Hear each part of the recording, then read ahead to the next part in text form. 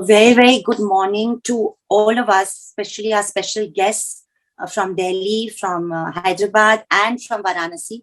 And thank you so much for joining us today. It's an important yet difficult occasion.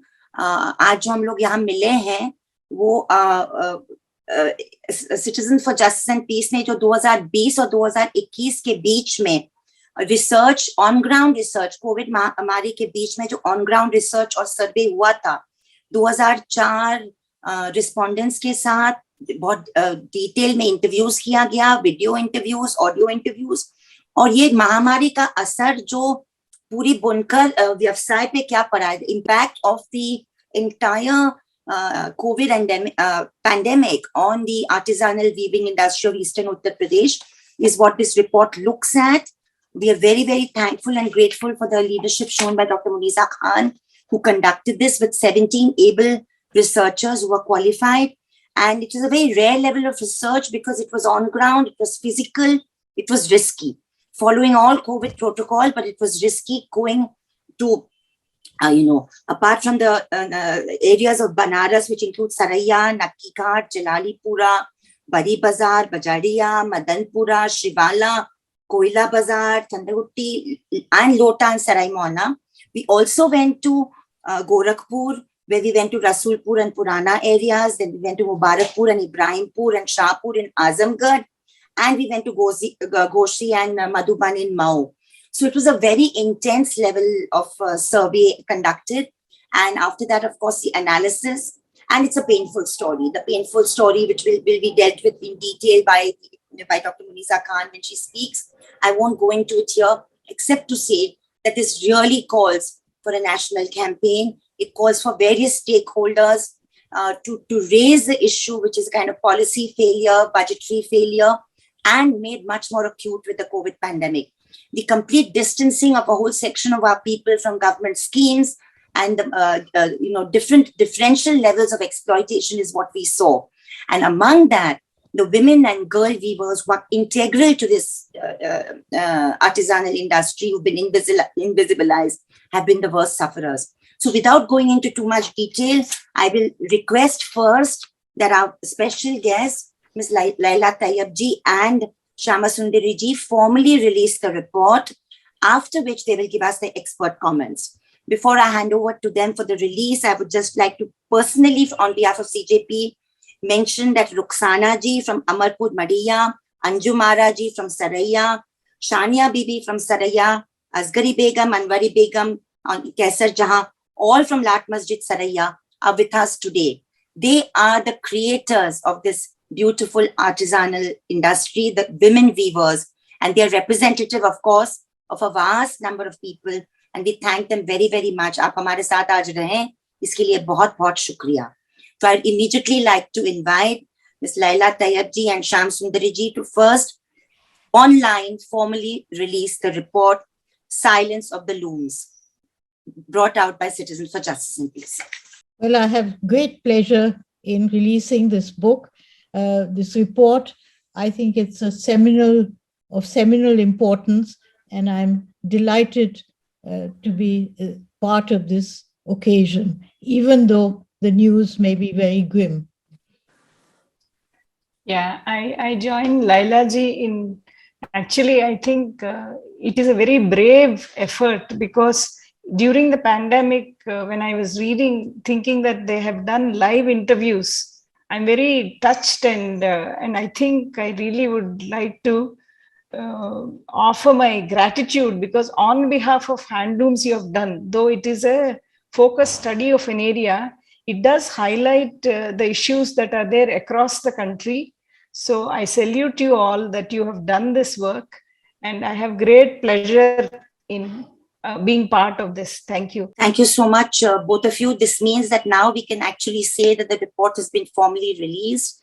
Painful exercise, very brave exercise. Thank you very much, Dr. Muniza Khan and the entire team. I'd also like to take this opportunity, though she's very much part of us, to also formally thank Dr. Vasanthi Raman, the expert who we've turned to right from the beginning of this exercise, when we actually formulated the survey forms, decided which areas we need to go into, which kind of sectors we need to include, all of that, she has been part and parcel of this extremely rigorous exercise. And thank you, Vasanti ji, for being with us today. So right away, let's begin. And we have the report now online on the Citizen for Justice and Peace website. And I will now request Laila ji to offer some expert comments. Well, thank you. And thank you to everyone who has been part of this quite momentous and important report. I think it's high time that the sector, which is, as we all know, one of the largest employment sectors in the economy, be recognized and have their issues, their problems, but also their potential highlighted in a way that makes it accessible to both the public as well as policymakers. I think that the approach has been very interesting, that instead of a very general overview of the handloom sector, you have focused on a very specific part of the sector, which is actually quite representative because it has the general weavers who weave ordinary fabric, the lungis, the chadars, the running fabric, and it also has the highly specialized and skilled weavers of places like Banaras, etc.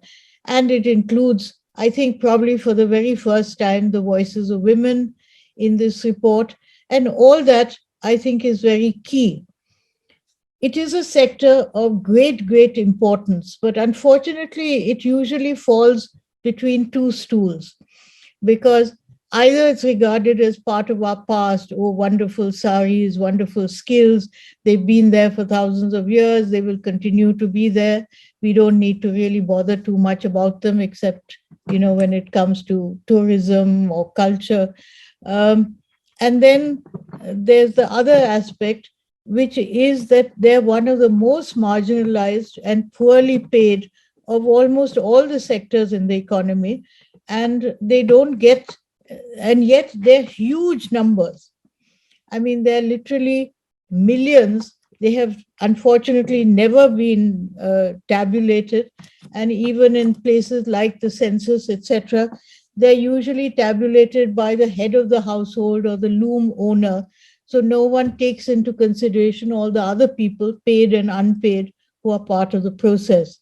There was a very informal calculation that for every actually registered handloom weaver in the country, there are at least 12 others per loom, including the people who make the loom and mend the loom, the people who punch the cards, the designers, the washers, the spinners, and all that. And actually, I think that 12 is a very conservative number. I should imagine that if you include the women of the household and the unpaid labor, the number goes up much, much more. And I think it's high time that these people be counted in, and so that people realize the importance, because unfortunately today, the only power that counts is voting power and numbers. And so we do need to register these huge numbers. It's interesting that this report has come perhaps as a consequence of the COVID pandemic, and that it took place in spite of the rigors and problems of the COVID pandemic and the subsequent lockdowns, because actually this situation has been going on long before COVID. And I think a mistake that people who want to use these situations for political ends, they like to say that, oh, this is a reflection of this government or that government and this political attitude and not. As someone who's now 74 going on 75, I want to say that the situation for handloom weavers has been going on for decades through most of the governments that have been in place since independence, except for perhaps the first 10 years or so, when Gandhi's message about khadi and handloom and Swadeshi was still resonating and were not just lip service. And so there was quite a lot of attention given. The figures of the contribution, I mean, the budgetary allocations to handloom weavers in the first couple of 5-year plans, and what it is today, the percentage, is something so shameful and pathetic. And, every year one looks at the budget and looks to see where this very important sector has been featured and what it has been given. And usually there's nothing, not even half a line. So I think that this is all very, very depressing, particularly in the context of the fact that, as far as I'm concerned, actually the handloom sector, the craft sector as a whole, is one of the few unique assets that we have as a country that is still struggling to catch up with the rest of the industrialized world in many ways. But we have this unique strength of these thousands of skills and techniques and materials and motives that no other country in the world has. And we should be investing in it and lifting these people and glorifying them and giving them everything they need to make it a really dynamic part of our economy. Instead of that, they're sort of tucked up in a corner, as I said, only trotted out when there's some occasion for visiting VIP to be given a lovely Banaras scarf or something of the kind.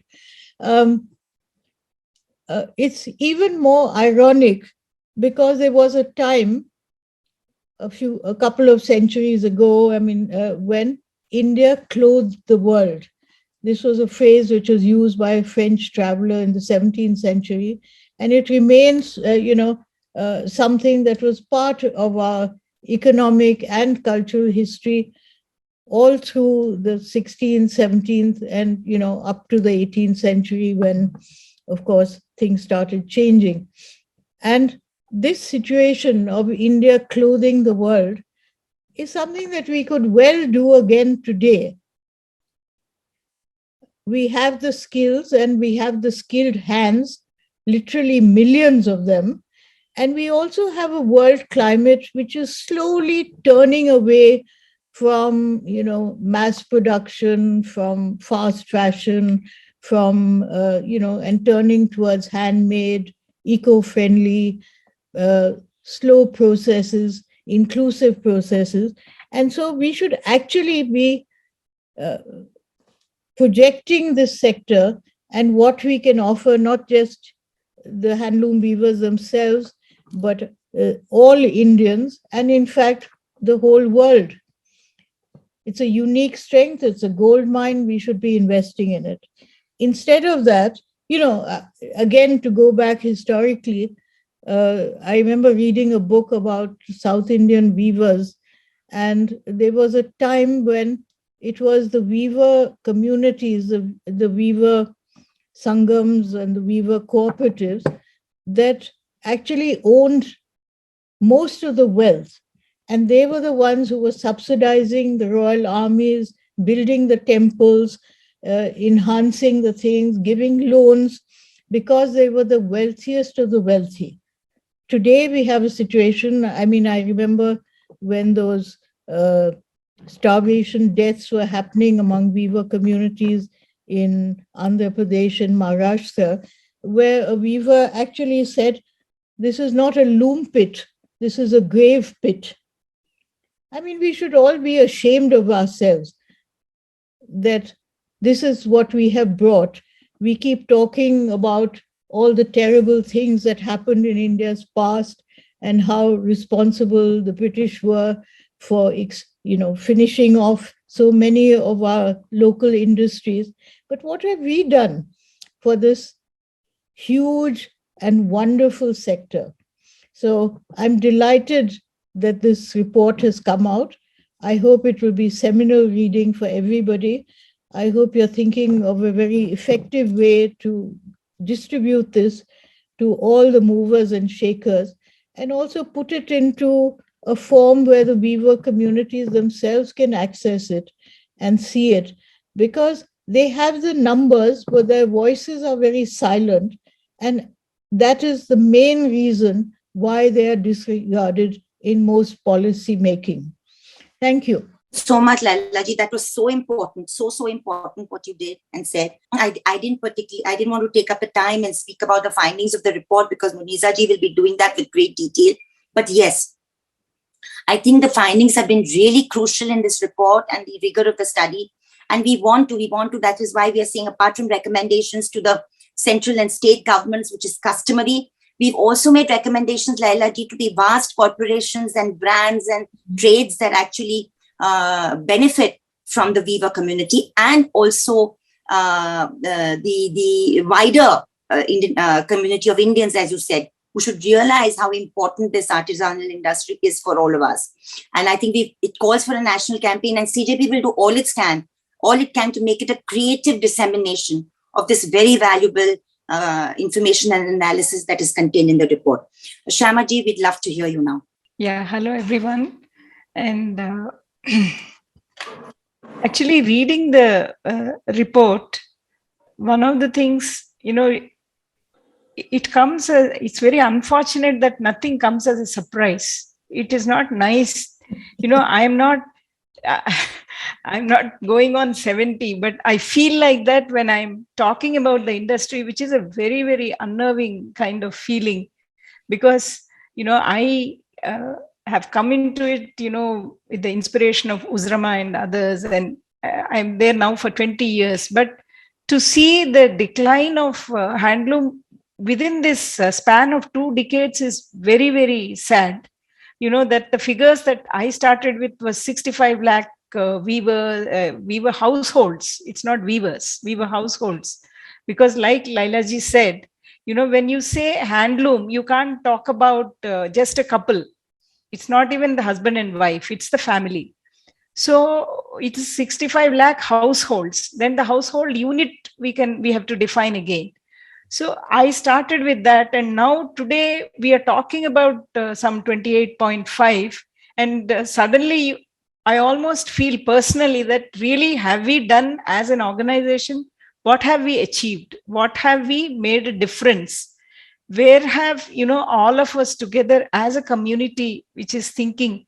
Because I am not thinking of this protecting or nurturing this industry is part of actually a social justice campaign, according to me, because it is about looking at the people who are on the margins of the economy, to actually secure their livelihoods.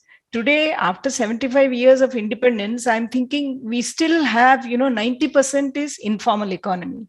And in that informal economy, how do you define the laborer? The laborer is somebody, they are wage laborers, and weavers will be ashamed if you call them wage laborers. It is beneath their dignity. They will not like it. But today their situation is such that there is no sovereignty for them except for the loom and the home that is there. Rest of the whole network has gone out of their control. So they are in control only of that loom or jahan pe wo baithe hain.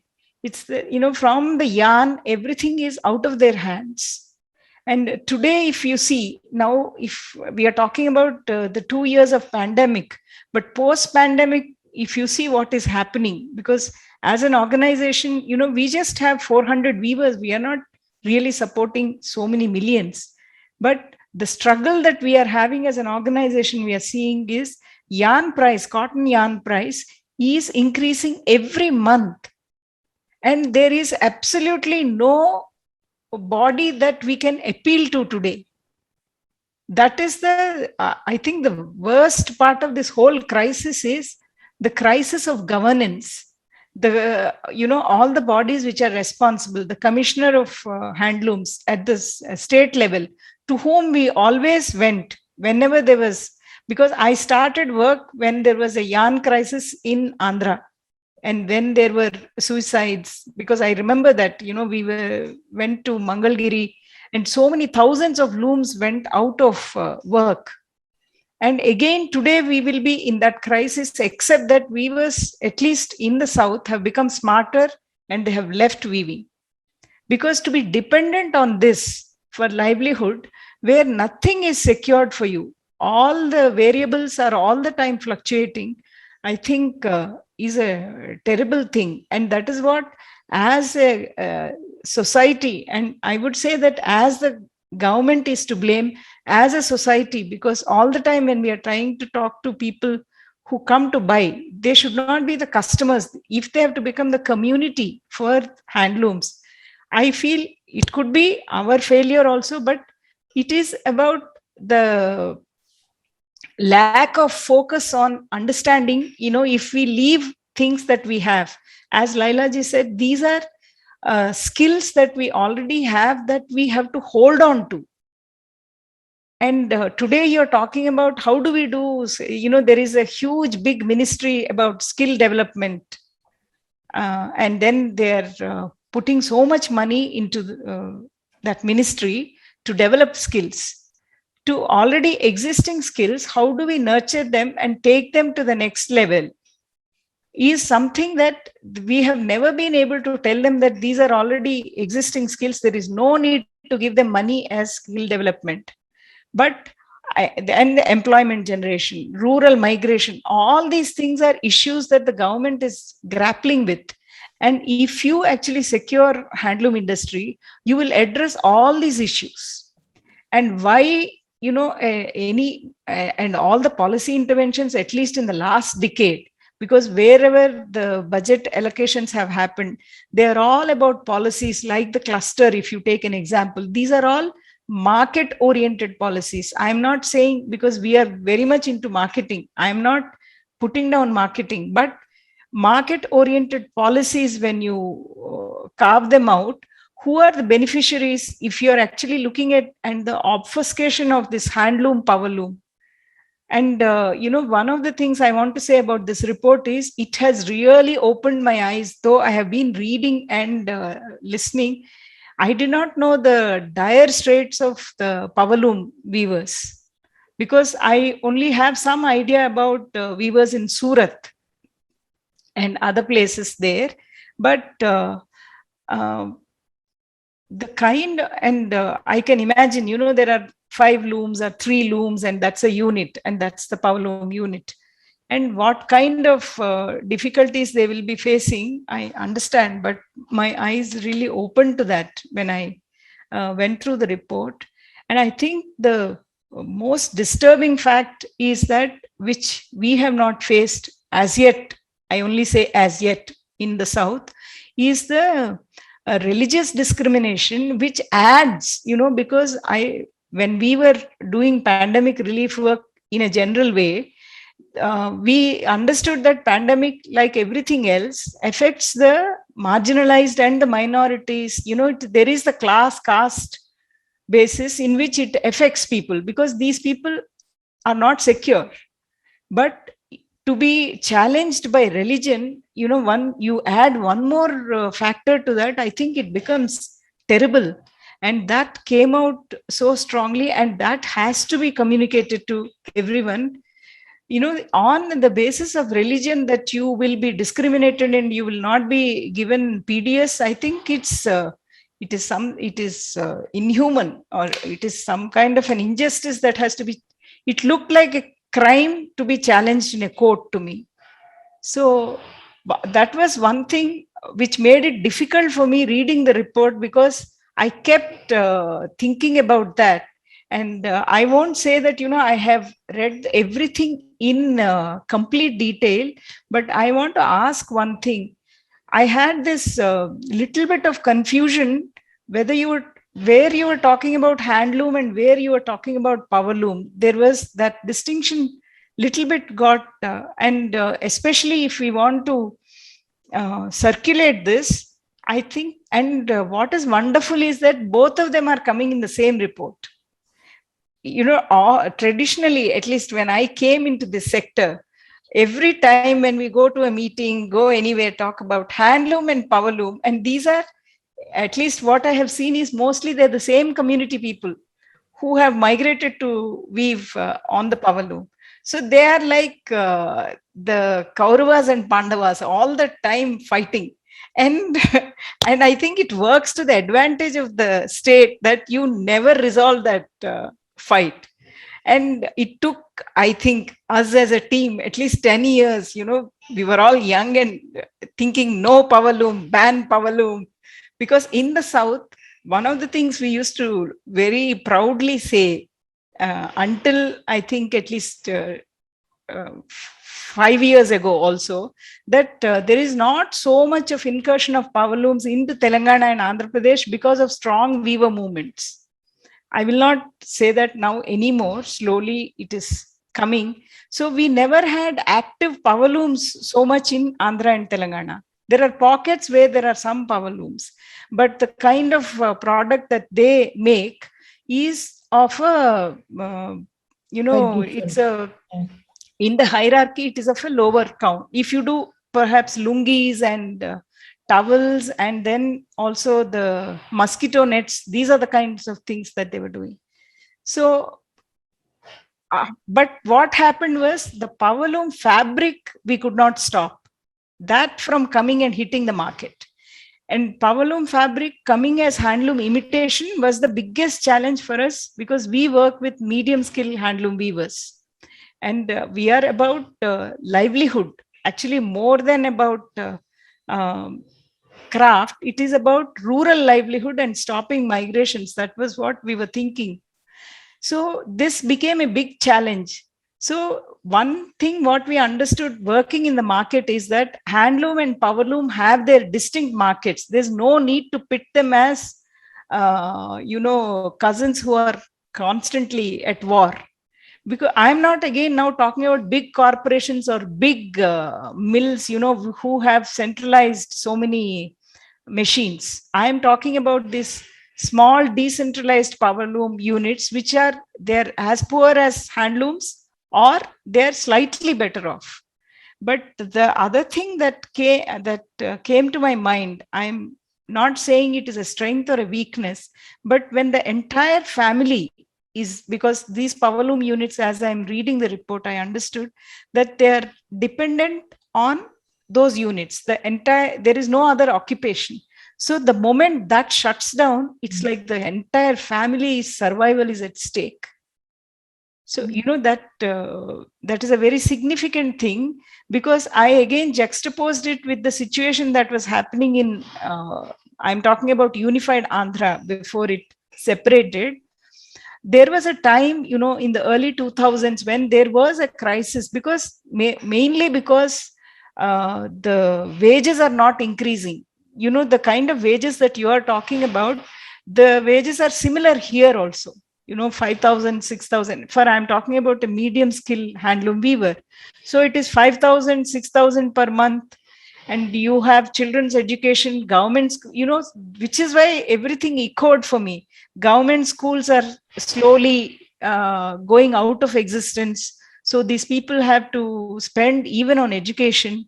Earlier, there was this, they had the weaving community mostly here is in that OBC category, they are BCB.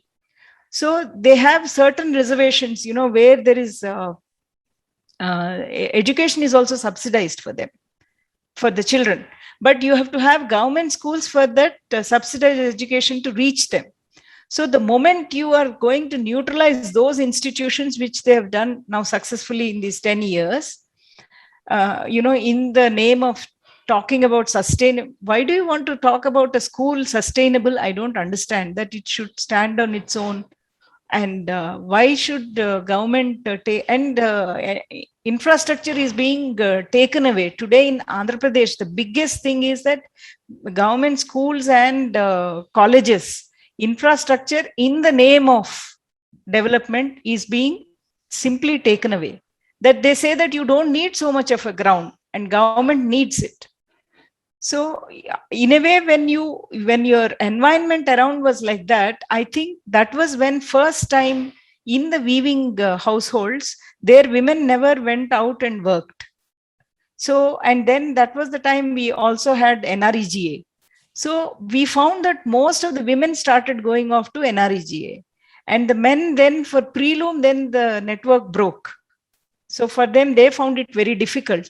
So we faced all these challenges because they had to set up a new network. So we were sitting with them, talking to them that, maybe the old people who are there, maybe not from your family, but from other families, they should be a group, and then they should do weft winding. All these kinds of things came.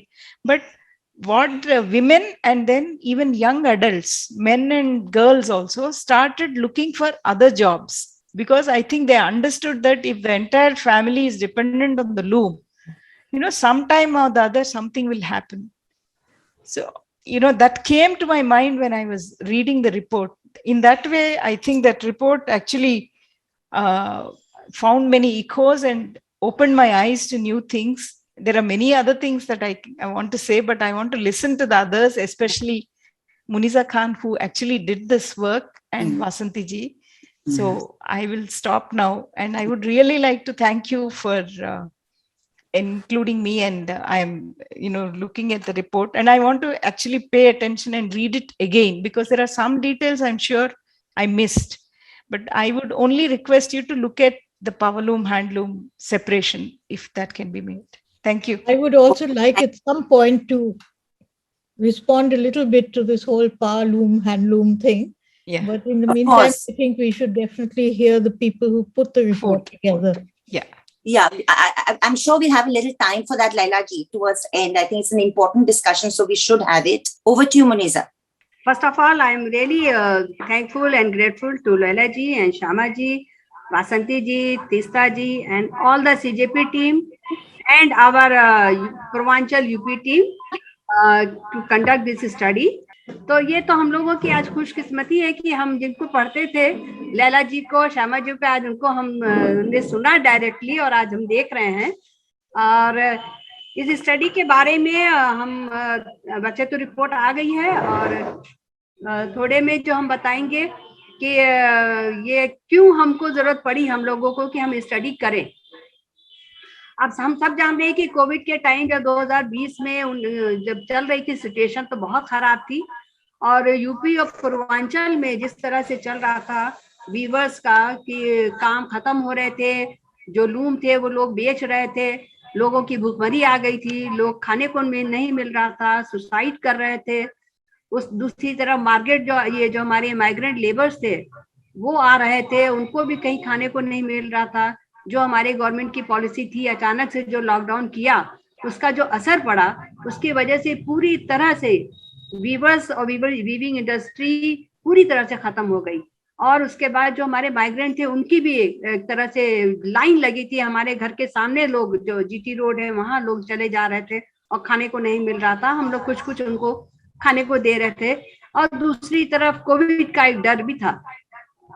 तीसरी तरफ जो CA या NRC था उसमें भी जो लोग कर रहे थे काम, उनके पर गलत केसेस चला के उनको बंद किया जा रहा था, गलत धाराएं, गलत मुकदमे में. तो ये सब सिचुएशंस को लेके सीजेपी यहाँ काम पूर्वांचल में कर रही है. और तीस्ता जी से बात होती रहती थी तो इन्होंने कहा कि हम लोग एक कम से कम वेबिनार तो करें कि क्या सिचुएशन है पूर्वांचल की, यूपी की. तो फिर हम लोगों ने जुलाई में 14 जुलाई को एक वेबिनार किया कि lockdown in Uttar Pradesh and human rights को लेकर के, क्योंकि ये ह्यूमन राइट्स का इशू है और हम इसको लेके एक वेबिनार करते हैं. और उसमें हम लोगों ने, हमारी वासंती जी भी थी, संदीप पांडे, प्रोफेसर दीपक मलिक और रोमा जी थी, अफलातून, जो लोग पूर्वांचल के हैं, अरशद जमाल जी और प्रोफेसर MP सिंह, ऐसे जो लोग जो एकेडमिक्स थे, जो सोशल एक्टिविस्ट थे, जिनका बनारस से एक लगाव भी था, जो कुछ करना चाह रहे थे और बार बार फोन करते थे कि कुछ करिए. गाजीपुर से अब्बासी साहब थे. तो उन लोगों को बुला के हम लोगों ने एक वेबिनार किया और वेबिनार बहुत अच्छा रहा. और उसमें लोगों ने अपनी राय दी कि भाई हमको कुछ करना चाहिए. तो उस वक्त तीस्ता जी ने और सीजेपी और जो लोग हमारे थे स्पीकर्स आए थे, सबकी राय से ये हुआ कि हम लोग 3 इश्यूज पे स्टडी करें. पहले एक फैक्ट फाइंडिंग स्टडी होनी चाहिए. तो उसमें एक तो आया कि माइग्रेंट लेबर्स जो हमारे आ रहे हैं उनकी एक फैक्ट फाइंडिंग स्टडी हो. दूसरा ये हुआ कि जो बुनकर है, जो पूरा पूर्वांचल का, बनारस, आजमगढ़, मुबारकपुर, आपका मऊ है, गोरखपुर है, तो उन जगहों की भदोही है, तो ये अलग अलग वीविंग से जो जुड़े लोग हैं, कोई साड़ी करता है, कोई चादर बिन रहा है, कोई गिलाफ बनाता है, कोई कफन वो बनाता है, कोई कारपेट बनाता है। तो इससे जुड़े हुए लोगों की एक फैक्ट फाइंडिंग स्टडी किया जाए। और तीसरा ये आया कि हम लोग जो ये पॉलिटिकली जो जिन लोगों पर केसेस किए जा रहे हैं और उनको बंद किया जा रहा है, उसमें राजीव यादव भी हमारे थे, सदफ थी, और इन लोगों ने भी उठाया कि इसको कुछ करना चाहिए। तो 3 एक कमेटी बनाई गई कि 3 स्टडीज होगी। और लेकिन वक्त के साथ साथ फिर ये हुआ कि जो माइग्रेंट लेबर्स थे उनकी हालत इतनी खराब थी कि वो जब थोड़ा सा लॉकडाउन हटने लगा तो वो लोग फिर से वापस जाने लग गए। तो जब वापस जाने लग गए तो ये हुआ कि अब इसकी स्टडी कैसे किया जाएगा। तो वो कमेटी ने ये तय किया कि अभी हम लोग उसको बाद में करते हैं। और दूसरा, लेकिन वीविंग वाले पे ये हुआ कि भाई इसकी तो हालत और भी खराब हो रही है, इसकी एक स्टडी किया जाए। फिर वासंती जी से बात हुई, और वासंती जी का आप सबको पता है, उनके तो काफी स्टडीज है बनारस के बुनकरों पर, और इस वक्त उनकी जो बुक्स है वो बनारस में काफी पढ़ी जाती है। और उनसे राय लेके और तीस्ता जी हम लोगों ने बैठ करके फिर हुआ कि एक स्टडी इस पर किया जाए। क्योंकि उस वक्त जो हालात थे वीवर्स के, सुनने में ये सब आ रहा था, और कि लोगों को खाने को एक वक्त का भी नहीं है, लोग सुसाइड कर रहे हैं। लोग लूम जहाँ किराए पे पावर लूम रखते हैं, वहां जो किराया देते थे वो किराया भी देने की हैसियत नहीं है, और उसको वो कबाड़ी को तोड़ करके टुकड़े में बेच रहे हैं। क्योंकि एज यू नो कि पावर लूम को जगह चाहिए, और आप पूरा हटा भी नहीं सकते। हटा के लाएंगे तो रखेंगे कहाँ, आपके पास एक कमरा है उसमें रहते हैं। तो उन्होंने उसको तोड़ तोड़ करके और टुकड़े में कबाड़ी को बेचा। बहुत ही दर्दनाक, बहुत ही स्टोरीज थी। कुछ लोगों ने खून बेचा और ब्लड बेच करके किसी तरह से अपना खर्चा चलाया। हमसे ज्यादा ये हमारी पीछे जो बैठी हैं, हमारी जो बहनें आई हुई हैं, बुनकर बहनें, ये भी आपको अपना बताएंगी अपनी स्टोरी। और आज भी हालात ठीक नहीं है, ये लोग अभी बता रही थी कि अभी भी क्या हालात चल रहे हैं। तो ये सब जब देखते हुए ये हम लोग को लगा कुछ ने कि इस पर एक स्टडी फैक्ट फाइंडिंग होनी चाहिए। फिर हम लोग ने सोचा कि इसका क्वेश्चनर बने, कैसे किया जाए, इस पर भी बातचीत हुई। और हम लोग सिर्फ बनारस का लें या हम लोग कोविड टाइम है, क्या हम बाहर भी निकले। तो तय ये हुआ कि हम लोग कुछ अभी बनारस शुरू करते हैं और हम बाहर भी जाएंगे, कम से कम गोरखपुर और अपना आजमगढ़, मुबारकपुर जो बनारसी साड़ी है उसके लिए फेमस है, और दूसरा हमारा जो मऊ है वो भी साड़ियों के लिए काम किया जाता है। तो हम लोगों ने 4 डिस्ट्रिक्ट लिया और ये तय किया कि हम सब ने मिलकर के 15-15 हम लोग शेड्यूल्स बने, क्वेश्चन शेड्यूल बना जिसको वासंती जी और तीस्ता जी हम सब ने फाइनल किया, और हम लोग फील्ड में गए। अब ये भी एक था कि हम फील्ड में जाएंगे तो हमें एक्सेप्ट करेंगे लोग कि नहीं, कोविड टाइम है। दूसरा, इतना बड़ा ये एरिया है, हम कैसे स्टडी करें, कैसे हमारा सैम्पलिंग होगा, हम सैम्पलिंग कैसे करें। तो इस पर भी हम लोगों ने काफी बातचीत किया और ये तय किया कि एक प्लस पॉइंट ये था हमारे साथ, हम लोगों के साथ, कि हम लोग क्योंकि बनारस के हैं और ईस्टर्न यूपी में काफी काम कर रहे हैं पहले से भी, तो एक रेपो और एक है, तो उसका फायदा लेते हुए हम लोगों ने बातचीत शुरू किया। और हुआ कि हर मोहल्ले में 15-15 हम लोग क्वेश्चन भरेंगे और वीडियोस और ऑडियोज भी लेके। तो इसके साथ हम लोगों ने काम शुरू किया। और हमारे जो टीम थी, सीजेपी की जो टीम थी, उसमें बहुत से लोग थे, शमा भी थी, अंकित भी थे, मुशर्रत भी थे, और काफी 17 लोगों की टीम थी। PVCHR की भी टीम थी, उनके भी लोग थे उसमें। वॉलंटियर्स भी लोगों ने किया, कैसर जहाँ थी, सरैया से इन्होंने भी। तो हम फील्ड में गए और फील्ड में हम लोग ने जाके ये बात कही कि भाई हम ये आए हैं, आपकी जो दुख दर्द है, जो आपका जो सुनने में अखबारों में पढ़ा, वो जानने के लिए आए हैं। तो लोगों ने तो ऐसा कहा कि साहब आप हमारा क्या देख रही हैं, यहाँ तो सबकी वही हालत है। तो अब उसमें से हम 15 को कैसे सेलेक्ट करें, कैसे बातचीत करें। अरे आप हमारा ये देखिए, हमारा तो ये हर आदमी दिखाने लग गया। और जब रोज हम लोग फील्ड से आते थे तो उस वक्त ये लगता था कि हम कैसे खाना खा रहे हैं, क्योंकि इनके यहाँ खाने को नहीं है। एक केस हमारा बजाडीहा का, जो बनारस का वासंती जी, तीस्ता जी जानती हैं, बुनकर बाहुल एरिया है। और वहां पर जब गए तो वो लेडी बताने लगी कि हमारी बच्ची थी 10 साल की और खाने को एकदम नहीं था।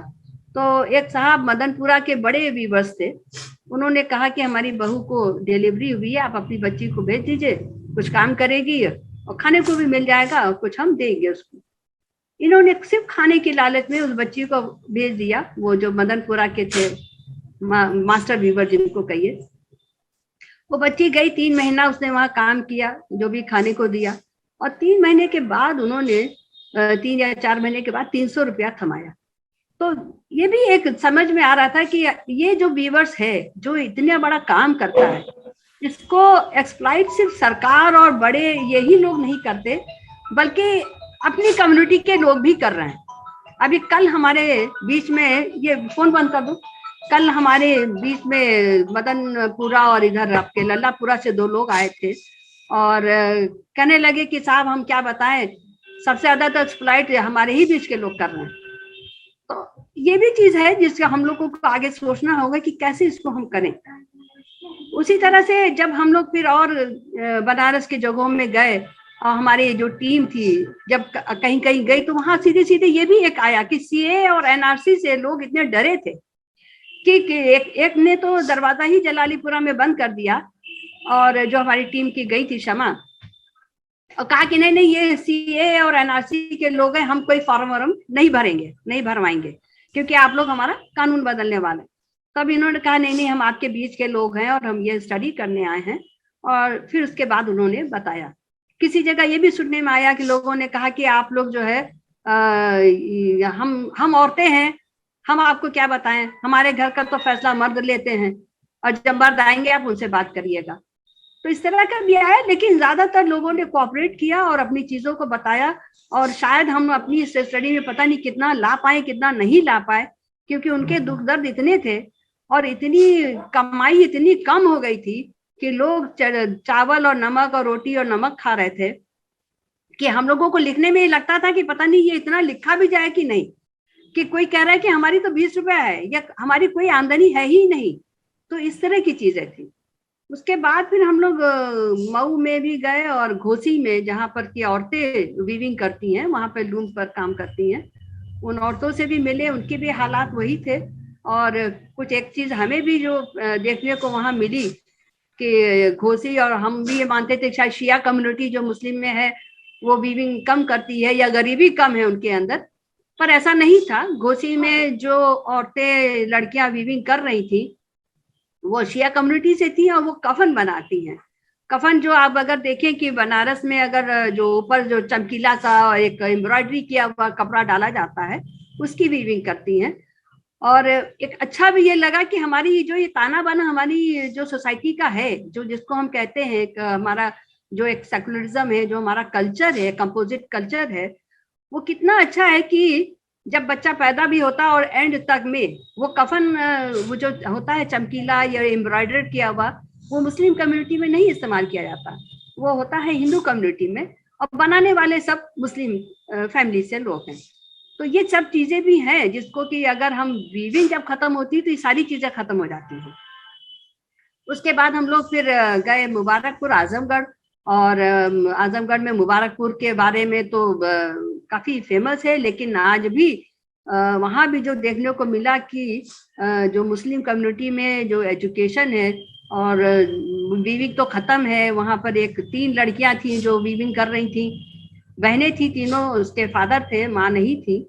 हम लोग बात करने लगे तो फादर उसके बाहर चले गए, और तो जो सबसे छोटी वाली बहन थी उससे हमने बात किया कि भाई क्या कर रही हो, उसने कुछ पढ़ाई किया था 8वीं तक।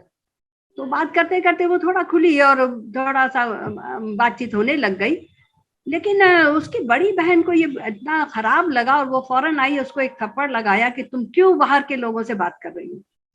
मतलब इस तरह का एक जो वीमेन का वो जेंडर का भी दिखाई दिया कि लड़कियों का लड़कियों से भी बात करना जैसे लगता भी अलाउ नहीं है। तो उसको फिर हम लोग कहा भाई समझाया भी और मना किया, लेकिन कहा कि नहीं नहीं हमारे यहाँ ये अलाउ नहीं है, हमारे मजहब में मना है किसी से बात करना। तो मतलब आज हम पढ़ते थे पहले भी कि मुबारकपुर में कौन सी सदी में लोग रह रहे हैं, लगता है आज भी कोई बहुत बड़ा बदलाव वहां नहीं आया है। उसके बाद कुछ बच्चियां खेल रही थी, फोटो लेने लग गए, तो वो छोटी सी बच्चियां जो थी 6, 7, 7 साल की, वो भी अपनी लैंग्वेज जो उनकी लोकल भोजपुरी है कहने लगी हमसे कि नहीं नहीं हम लोग फोटो नहीं खिंचाते। तो हमने कहा नहीं नहीं तू फोटो खिंचाना मना तो नहीं है। तो कहने लगी नहीं नहीं गुनाह पड़ेगा, गुनाह पड़ी है हम लोग को, आप लड़कों का खींचिए, वो जो खेल रहे हैं उनका खींच लीजिए। तो हमने कहा नहीं उनका भी लेंगे तुम्हारा भी लेंगे, आओ बात करते हैं, बातचीत करते हैं। तो ये जो माइंडसेट है बचपन से बच्चियों के में डाला जा रहा है, जो 6 साल 8 साल की बच्चियां हैं, 10 साल की बच्चियां हैं, कि तुमको स्कार्फ लगाना है, तुमको बुरके में रहना है, तुमको हिजाब लगाना है, तुम्हें फोटो नहीं खिंचानी है।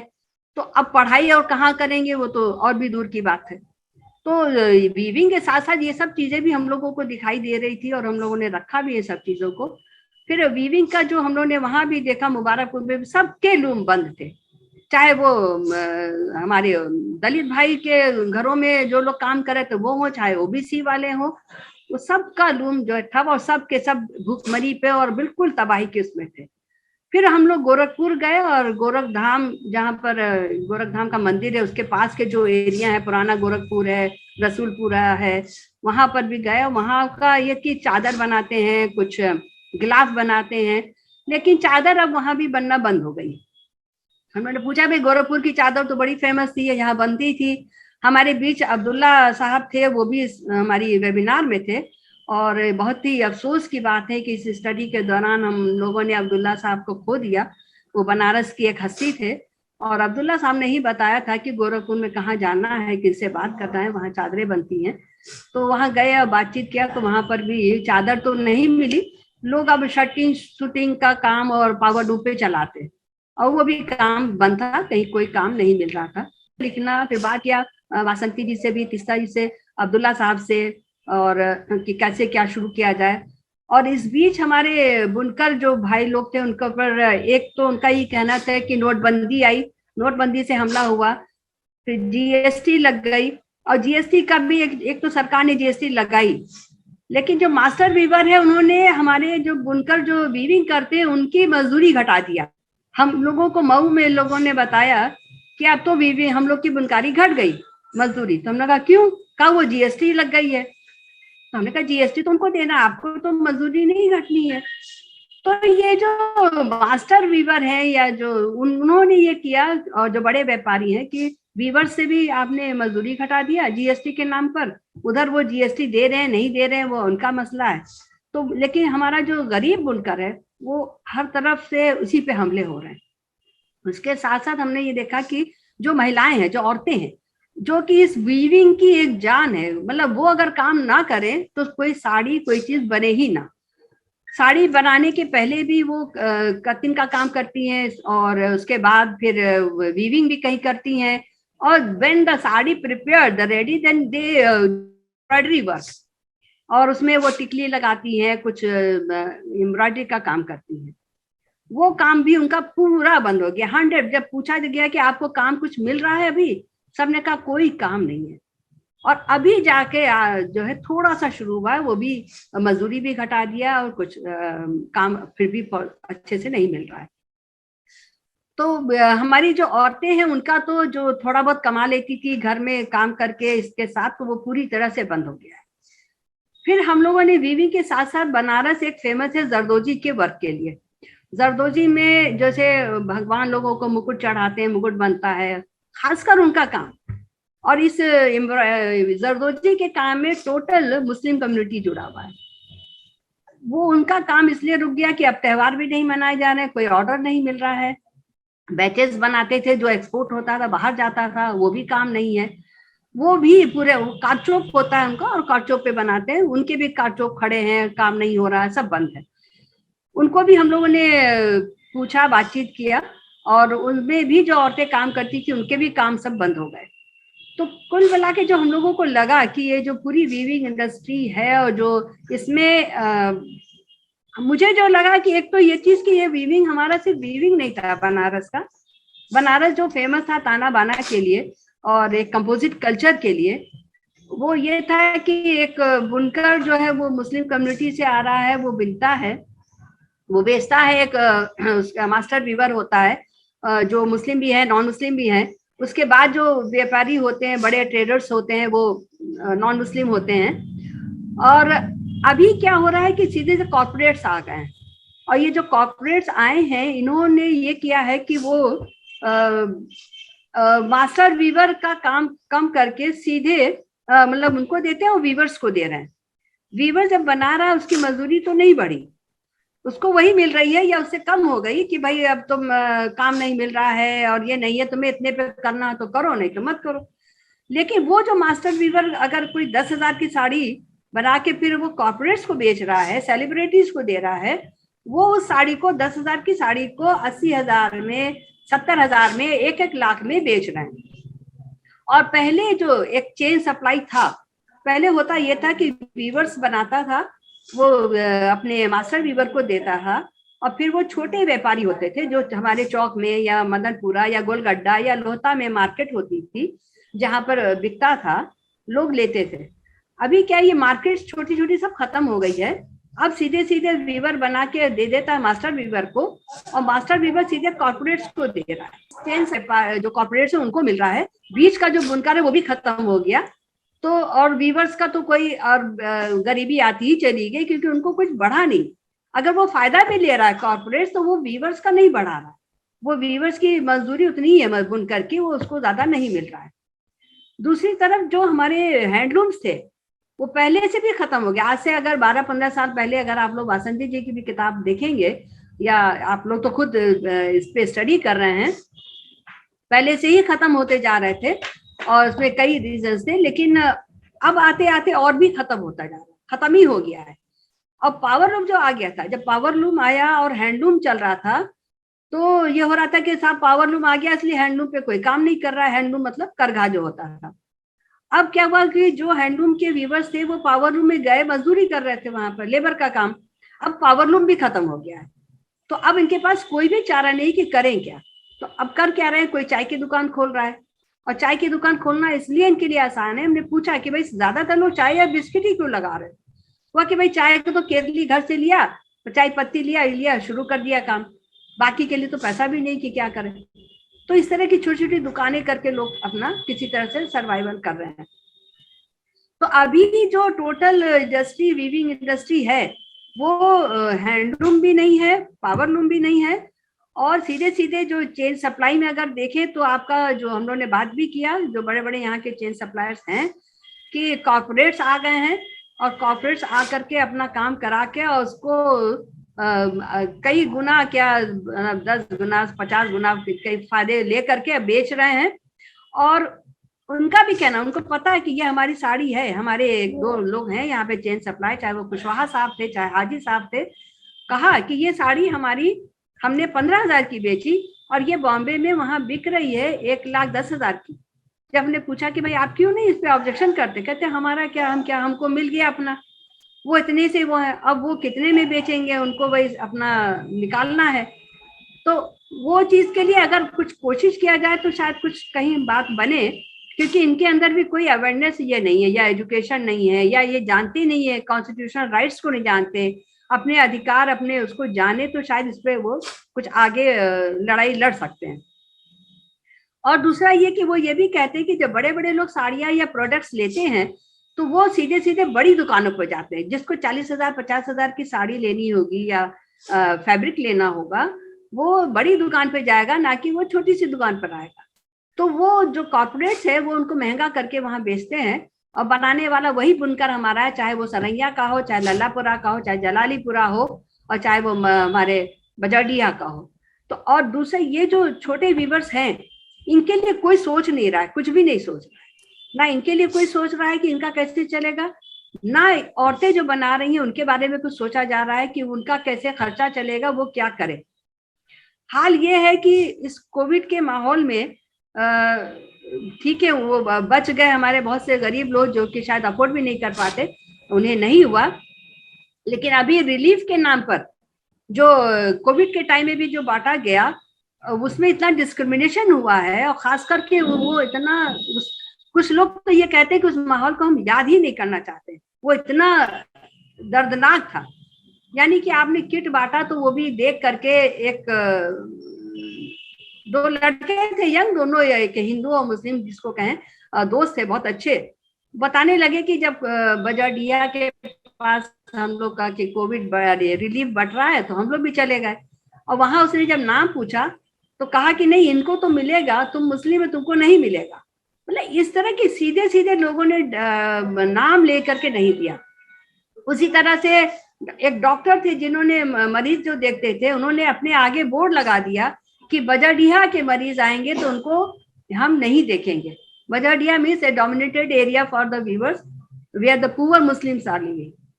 तो ये चीजें, या कटुआ और ये सब चीजें तो कहा ही गया, सब्जी बेचने वालों से जो हर जगह हुआ वो यहाँ भी हुआ, और यहाँ कुछ ज्यादा ही हुआ शायद। तो ये चीजें भी आई सुनने में और देखने में आई हैं। पर करना क्या है अब इसमें? ये इतना बड़ा, ये ठीक है, स्टडी हुई है, फैक्ट्स भी आए हैं, और हम लोग को करना क्या है, किस तरह से क्या किया जाएगा। हमारे बीच और भी बोलने को कहने को तो बहुत कुछ है, लेकिन टाइम भी है और बहुत से लोग बोलने वाले हैं। हम चाहेंगे कि हमारे साथ जो आज अभी यहाँ पे आई हैं, ये लोग भी कुछ अपनी बातें सीधे सीधे कुछ कहेंगी। और हम बुला रहे हैं ये कैसर जहाँ है सरैया में जो काम करती हैं, और ये बोलेंगी। बताएं कुछ आप। आदाब। हमारे यहाँ की स्थिति तो इतनी खराब हो चुकी है, जो महिलाएं हमारे साथ में आई हुई हैं, बस किसी तरह ये लोग का टाइम कट रहा है दिन और रात। कोई एक टाइम खाना बना के खा ली, कोई चावल में नमक ढेसा डाल के और पानी डाल के उसको चला करके चम्मच से बच्चों को खिला के तसल्ली दे दी। इस तरह की महिलाएं हैं हमारे साथ जो आई हुई हैं। और थोड़ा बीच में कुछ राहत हुई है, जिससे कि साड़ी का काम करने वाली थी जो टिक्की उक्की बनाती थी, कोई कतराई का काम करती थी, लेकिन उस पर क्या है कि जो 100-125 रुपया मजदूरी होती है उसमें, तो उसको 7 रुपया दे रहे हैं, 50 रुपया दे रहे हैं, 40 रुपया दे रहे हैं।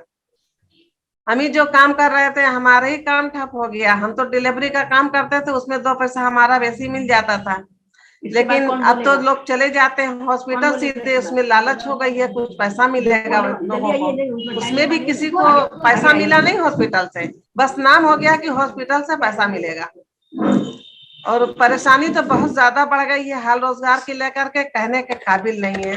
परेशानी की जब याद आती है तो आंख से आंसू आता है, आवाज बंद हो जाती है। रोजगार की बहुत ज्यादा परेशानी है। बच्चे जो बाहर मजदूरी करने वाले हैं, जो हैंडलूम की मजदूरी मिलती थी 100 रुपया साड़ी, आज उसकी 40 रुपया 30 रुपया मजदूरी मिल रही है। इतनी कम मजदूरी हो गई है, जो पेट चलाने के लिए, किराया देने के लिए 2000 रुपया महीना मकान का देना, उसी में पेट चलाना, आदमी क्या करेगा। हालात तो खराब होती जा रही है, तरह तरह की उसी में बीमारी बनते जा रही है। आदमी दवा भी नहीं कर पाता है कि क्या करेगा आदमी। कोई समस्या हल नहीं हो रही है। जब से ये मोदी जी बैठे हैं, जनता को ही लूट के कंट्रोल में जो राशन दे रहे हैं, तो ये तो वाहवाही हो रही है कि जनता की मदद कर रहे हैं, लेकिन उससे ज्यादा तो महंगाई हमारी हम सबको मार के रखी है। तो जब तक ये हुकूमत रहेगी, जनता इसी तरह से बर्बाद रहेगी, इसी तरह से परेशान रहेगी। कोई जनता की कार्रवाई नहीं हो पा रही है, ना ही उनकी कोई सुनवाई हो पा रही है। जरूरत से ज्यादा परेशान जनता है। और ये जो चीज की महंगाई इतनी बढ़ा दिए हैं, जो 10 रुपया किलो था 20 रुपया किलो है, जो 20 रुपया किलो था वो 30 रुपया किलो है। और 10 किलो चावल 10 किलो गेहूं अगर कंट्रोल से दे रहे हैं, एक पैकेट तेल, एक पैकेट नमक दे रहे हैं, एक पैकेट दे रहे हैं चना, तो चना बिल्कुल रखाऊ जो होता है, घुना घुना सा बिल्कुल काला हो गया है, पुराना हो गया है। पहले के लोग तो ऐसा ऐसा चना लेकर के बकरी बकरा को खिलाते थे, आज हम लोग को खाना पड़ रहा है मजबूरी पर। उसी की घुंगी बना के खा लेते हैं, उसको भिगो कर नमक मिर्चा मिला के खा लेते हैं। इसी तरह से कट रहा है टाइम। ठीक है कैसर जी, अब अंजुम आरा जी आइए, कुछ बताइए।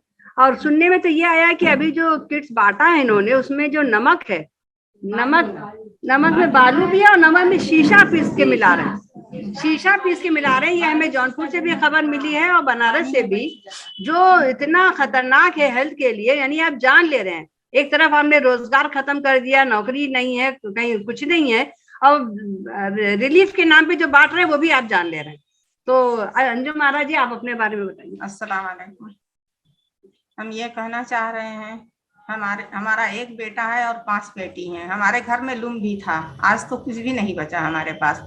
हमारे बच्चे सब छोड़ करके सूरत में चले गए, वहाँ जो भी रोजगार है। आज हमारे देश में ये रोजगार होता तो हमारे बच्चे छोड़ करके दूसरे शहर में नहीं जाते हैं। हम यहाँ पर अकेले एक लड़की को लेकर के रह रहे हैं। उस लड़की भी हमारी शादीशुदा है, उसके 2 बच्चे हैं, उसके पास भी कोई रोजगार नहीं है। अब इसके लिए हम लोग सोच रहे हैं कि हम लोग क्या करें। हमारे पास कोई रोजगार ही नहीं है तो क्या करेंगे। अगर किसी के घर में जा करके झाड़ू बर्तन करेंगे तो झाड़ू बर्तन वाला भी कहता है कि हमारे क्या है।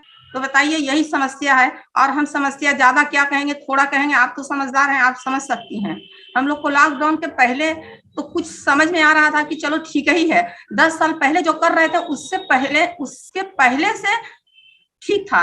मगर जब लॉकडाउन आ गया तो उसके बाद तो हम लोग एकदम बेकार हो गए। बेकार का कि कोई मांगने भी जाता है तो उसको 1 रुपया मिलता है, मगर अब तो 98 देने वाले कोई तैयार नहीं है। रिश्तेदार भी सब वही उसी तरह से हो गए हैं। तो लोग महंगा कर दिए हैं, साड़ी है सस्ता कर दिए हैं। बताइए बुनकर लोग भी क्या करेंगे। बुनकर लोग के भी पास जाकर के अगर कोई रिश्तेदारी में है, जाकर के कोई काम कहेंगे या कुछ हेल्प मांगेंगे तो वो लोग भी यही कहते हैं कि हमारे पास तो बहुत कुछ था, तुम लोग को मदद किया, मगर आज हमारे पास कुछ नहीं है कि तुम लोग को मदद करेंगे।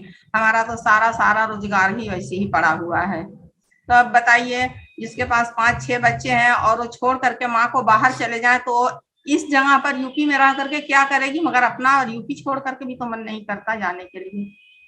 ये तो आप समझ सकती हैं इस बात को।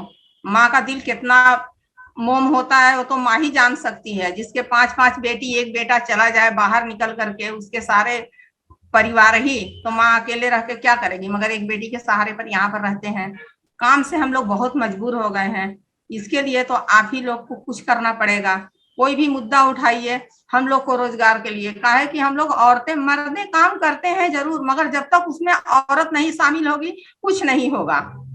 औरत को 1 रुपये का और मर्द का 10 रुपये का वो बराबर हो जाता है। औरत 1 ही रुपया काम करती है, मगर उसके लिए उसका बहुत 1 रुपया सहारा बनता है। क्योंकि एक रुपया वो 10 दिन में 10 रुपया बनाती है।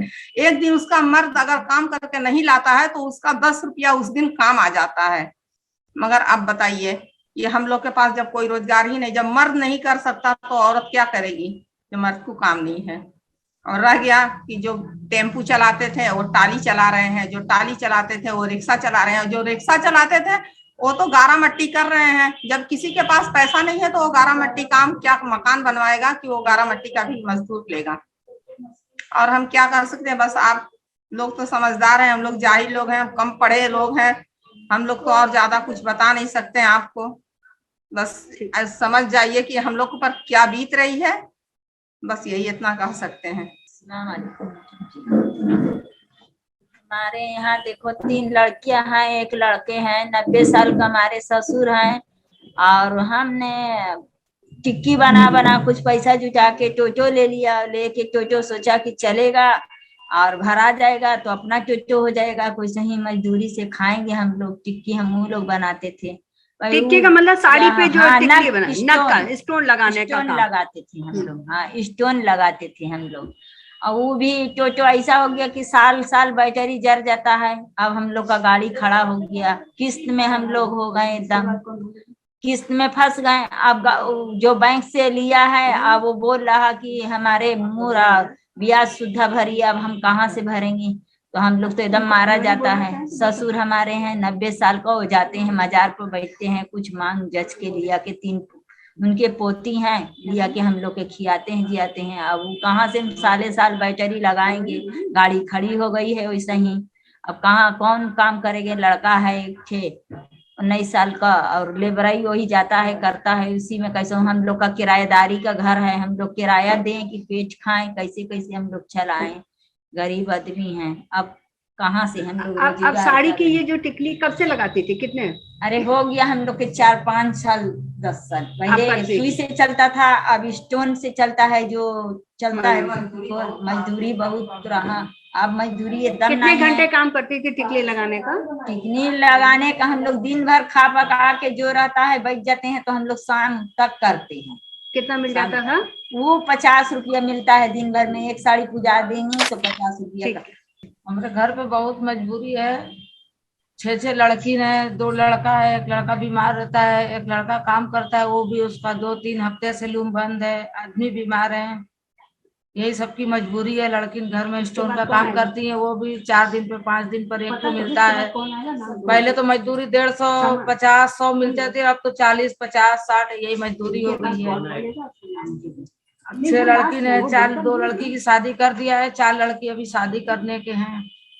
घर किराए पर है। आप क्या करती थी वो बस बताइए, बुनकारी? हाँ वही बुनकर है, लाइन हाँ ठीक। लड़का है बुनकर का काम करे थे, अब वो दूसरे जगह की मजदूरी करता है, वो भी बंद हो गया है। थोड़ा सा मंदा आया है, 2-3 हफ्ते से उसका भी बंद कर दिए हैं। हम आए इसलिए कि हमारे घर में कोई काम धंधा नहीं है, बिटिया साड़ी बनाती हैं और 60-70 रुपए का दिन भर हो जाता है तब काम करती है। अब मेरे घर में कोई कमाने वाला नहीं है, आदमी छोड़ के भाग गया है, 8 साल हो गया। लड़का था वो भी अलग हो गया औरत लेकर, और साड़ी में कोई कमाई नहीं है किधरों से, ना कोई रोजी ऐसी है कि बाहर जाकर हम लोग कर लें। हम लोग बहुत परेशान रहते हैं। अब आप लोग तो खुद ही समझदार हैं कि मतलब परेशानी औरत जात होते हुए बहुत परेशानी से झेल रहे हैं। मेरी परेशानी ये है कि मेरे पास एक लड़का है, अच्छा लड़की है, अब दिन भर और आदमी है, 6 साल हो गया खत्म हो गया। अब उसके बाद सब मेरे पास पावलू में ना कुछ साड़ी बनाते हैं। साड़ी बना अभी कुछ मिल रहा है काम? वही 10-50 मिलता है। हमारी परेशानी है, हमारा 6 लड़का है, 3 लड़का 3 लड़की। एक लड़का का शादी किया वो अलग हो गया, आदमी के टोटो दिंगवाए उनके हवा मार दी, तब से टोटो नहीं चलाते थे, कोई काम नहीं कर रहे हैं। हम लोग महतारी बेटी मिलकर साड़ी उड़ी बनाते हैं, लगाते हैं। कुछ बोलेंगे? ये सब है घर की परेशानी। कि वाकई मतलब आप लोगों ने जो बहुत ही मेहनत करके और बहुत ही हिम्मत दिखा करके आपने जो बातचीत रखी है मुनीजा जी के पूरे सर्वे में, उसके लिए हम सब आपका शुक्रिया अदा करते हैं। बिल्कुल, मैं सिर्फ ये कहना चाह रही थी हम सीजेपी की तरफ से कि आपका तो जिंदगी का दर्द था, मतलब आप जी रहा दर्द है, मगर हमने ये रिपोर्ट इसलिए किया है कि हो सकता है हम अगर इसका एक कैंपेन बनाए, अच्छा सा कैंपेन बनाए, हम ये रिपोर्ट निकाल के छोड़ नहीं देंगे मसला, ये हमारा वादा है आपको कि कहीं ना कहीं हम इसको आगे भी बढ़ाएंगे। हम भी पहले सिलाई उलाई करते थे, अब सिलाई उलाई तो बहुत कम हो गया है। 2 बच्चे हैं, ऑटो चलाते हैं, वो ऑटो में भी इतना समझ लीजिए कि आरटीओ वाला परेशान कर रहा है कि 8 बजे तक से बढ़ जा रहा है, पूरा 6:30 बजे तक से गाड़ी चलने नहीं दे रहा। बताइए, जब सरकार से परमिट नहीं मिल रहा है तो बच्चे परमिट कहाँ से देंगे? और कर्ज में बच्चे बंधे हुए हैं, किस्त लेकर गाड़ी लिए हुए हैं, ये लोग इतना परेशान कर रहे हैं। पकड़ रहे हैं तो 20,000 15,000 प्लांटी ठोक दे रहे हैं, सीज कर दे रहे हैं गाड़ी, तो ये सब परेशानी है। तो आप सबका भाई बहुत बहुत शुक्रिया जो लोग आई थी और जिन्होंने अपनी बातें रखी हैं। मुझे लगता है कि टाइम को देखते हुए अब हम लोग आगे बढ़े और तीस्ता जी, वासंती जी और आगे मैं बस पहले वासंती जी को तो अभी बुलाना ही है, उसके पहले मैं लैला जी और शमा जी को पूछूंगी कि क्या आप कुछ छोटी सी बातें हिंदुस्तानी में रखना चाहेंगी बहनों के सामने। Laila ji, in case you want to just say a few words to our sisters. इन लोग की आवाजें सुनकर बहुत ज्यादा अहम होनी चाहिए, क्योंकि हम लोग की आवाज आप कभी भी सुन सकते हैं। मुझे तो दुख भी हुआ, और मगर मुझे लगा कि इनकी आवाजें बहुत ज्यादा दूर फैलानी चाहिए, और ये एक बहुत अच्छा मौका है। लेकिन एक बात मुझे लगा कि हम इस समस्या से कैसे बाहर आए। ये जो हालात है, अभी हम बुनकर रहना चाहते तो आगे की कैसे सोचें, इसके बारे में सोचे तो मुझे तो एक ही सॉल्यूशन लगता है कि जब हम संगठित होंगे, जो कोऑपरेटिव सोसाइटी नाम की जो चीज है, जिसको गवर्नमेंट ने और हमने भी, ये सोसाइटी ने भी जिसको इतना पावरलेस बनाया, क्योंकि ये संगठन में जो शक्ति होती है, जब कोई प्रॉब्लम हो तो पावर, जब हम सब मिलकर काम करें तो वहां से कुछ हल मिल सकते। ये प्रॉब्लम ये है कि जब हम इंडिविजुअली जब ये काम करते हैं एंड वीविंग इतना ये रिलेटेड काम जो है, तो एक फैमिली में सीमित है, तो हम सोच रहे हैं कि फैमिली यूनिट है, लेकिन ये सबके लिए कॉमन प्रॉब्लम क्या होता है, जब धागा के दाम बढ़ जाती है, ये सबका प्रॉब्लम हो जाता है। और मार्केट में जो चेंजेस आते हैं, एक ही बड़े प्लेयर आते और रेट में ज्यादा और कम कुछ करते, तो हम एक आवाज में एक ही दाम फॉर एग्जाम्पल बेचे, तो क्योंकि दे शुड नॉट गो एक घर से एक घर जाके जो भी सेम प्रोडक्ट जो है, क्योंकि ये सब खेल है, मार्केट का खेल है। सो ये सब करने के लिए हम संगठित होके एक सोसाइटी, मुझे तो कोऑपरेटिव सोसाइटीज का एक्सपीरियंस है, तो पहले मुझे वही हल दिखता है।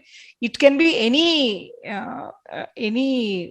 संघ, तो वो संघ से I think solution will come only from there immediately. जो मुझे लगा मैंने बता दिया। बहुत बहुत शुक्रिया। एंड वासंती, हम माफी चाहते हैं कि हम आपको अभी बुला रहे हैं, मगर आप तो पूरे रिपोर्ट में छाई हुई हैं।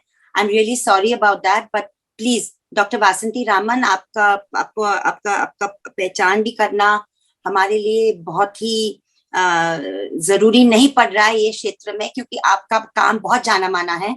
बनारस, खास के बनारसी वीविंग इंडस्ट्री को लेकर आपका कम से कम 25-30 सालों का बहुत गहरा काम है। आपकी किताबों से हमने प्रेरणा ली है। We would just welcome Dr. Vasanti Raman's expert comments, summing up the report, comments on the report, and messages for our brave women weavers. पहले तो मैं सबको धन्यवाद देना चाहती हूँ, और हमारी जो बहनें जो आई हैं बनारस में मुनीसा के साथ जो बैठी हैं, उनके लिए सलाम देना चाहती हूँ। और ये भी आगे कुछ बोलने के पहले मैं हमारे अब्दुल्ला भाई साहब को याद करना चाहती हूँ, क्योंकि उन्होंने, जब मैं शुरुआत में मैं ये काम शुरू की, वो भी 2000 में, ये साल 2000 में मैंने अपना काम उस वक्त शुरू किया था कि मैं उस वक्त सोच रही थी कि बनारस में जो सांप्रदायिक जो दंगे होते हैं उसको किस तरह से हम समझें, उसका विचार लेकर मैंने काम शुरू किया। और उस वक्त मुनीसा से भी शुरुआत में मुलाकात हुई थी, लेकिन उसके साथ हमारे अब्दुल्ला अंसारी साहब, उनसे मैं शुरुआत में, मेरी ये जो सफर था, बनारस की सफर मेरी 2000 में शुरू हुआ, और अभी भी सफर जारी है, क्योंकि बनारस के बुनकरों को समझना, और ये भी उसके साथ जो जुड़ा हुआ सवाल है वो है सांप्रदायिकता। और ये जो ये आविष्कार करना कि 90% जो बुनकर हैं, 90 उस वक्त की बात कर रही हूँ, ये तो आंकड़े बदलते रहे हैं, मैं ये नहीं कहना चाहती हूँ कि सिर्फ मुसलमान ही बुनकर हैं, लेकिन ये जो आपकी बिनकारी की जो एक पूरी इंडस्ट्री रही, जो हुनर रहा है और जिसके लिए ये जाना जाता है, वो तो मुझे कहना ही पड़ेगा, ये मुसलमानों की खासियत है। लोग इनफैक्ट हमारे जो बहुत सारे ट्रेडर्स हैं, बिजनेस वाले हैं, जो हिंदू भाई हैं, वो हमेशा कहते हैं ये तो भगवान का देन है कि इनकी जो कला है, इनकी जो हुनर है, तो ये तो जाना जाता है। तो ये पहली चीज मुझे ये बताना है आपको, बिनकारी के साथ, और खास ये रिपोर्ट सामने ये लाती है, हमारे सामने रखती है कि ज्यादातर लोग जिन्होंने, हम ये नहीं कह रहे हैं कि सब जो गरीब थे उन्होंने ये किया, मैंने उनको सबसे ज्यादा दिक्कत हुआ है ये कोरोना के समय में, ये लॉकडाउन के समय में।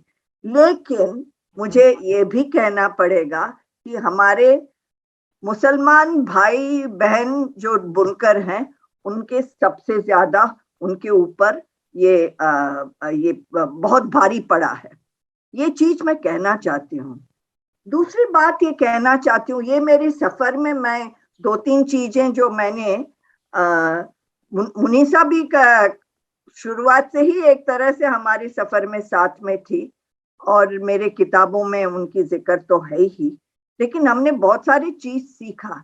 एक चीज है कि हमने इतने सारे सेंसस देखे, वीवर्स की सेंसस जो आया है 1986-87, फिर उसके बाद 1995-96 उसका वो joint census of handlooms and powerlooms, फिर उसके बाद आया 2009-10 और फिर चौथा आया है वो बेकार की सेंसस है जो लास्ट सेंसस 2019-20 की है। खैर, ये सब देखते देखते हमने एक चीज देखा, वो है कि शुरुआत की दौर में जो हमारी बहनें हैं, जो बुनकरों की जो परिवार है, the families of the weavers, ये पूरे फैमिलीज में इनकी जो श्रम है वो छिपा हुआ श्रम है, क्योंकि यही हम पहले आविष्कार किए और शुरुआत की दौर में हम यही सामने रखे कि ये इनके श्रम के बिना आगे साड़ी या जो भी वीविंग होता था उससे नहीं हो सकता।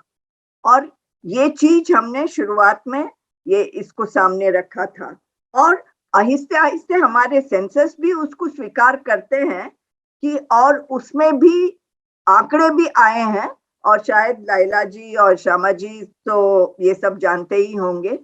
लेकिन बनारस की दूसरी जो सवाल जो इन्होंने उठाया उसके बारे में भी बात करना चाहती हूँ, वो है अभी की जो दौर है। अच्छा नहीं, पहले वो बोलने के पहले मैं ये कहना चाहती हूँ, ये 2000 से जब भी मेरी काम शुरू और मेरी सफर शुरू हुई बनारस में, उससे लेकर फिर मैंने एक किताब तो निकली है, उसके बाद जो क्राइसिस हुआ, जो संकट हुआ पूरे इंडस्ट्री के ऊपर, वो भी एक धक्का था एक तरह से।